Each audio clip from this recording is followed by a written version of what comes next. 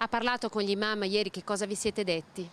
Beh, ci siamo detti che dobbiamo continuare in forma più esplicita. Hanno varcato la soglia della Porta della Misericordia mano nella mano Don Giovanni Brusegan, delegato per l'ecumenismo della diocesi, e l'imam Kemel Lajaci, nella casa di Dio insieme, per dimostrare che quel legame che ieri li ha uniti nella preghiera esiste da tempo. Ed è stata molto contenta anche la nostra gente, perché questo è il bello.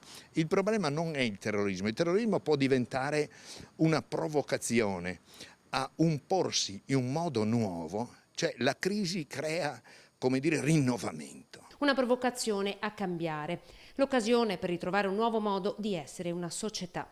È la risposta dei musulmani del Veneto, 20 imam ieri a Padova, all'appello delle guide religiose dell'Islam francese fatto proprio in Italia. Oggi il pericolo è che gli enti statali, gli enti comunali, gli enti civili, ma anche i mezzi di comunicazione coltivino per motivi di business oppure per una mancanza di adeguata cultura del postmoderno, coltivino le paure ereditando voti o consenso o applausi, ma questo deforma la realtà, rallenta il processo che è inesorabilmente in atto. Un incontro, quello di ieri, che Don Paolo Doni, vicario del Vescovo, ha definito profezia.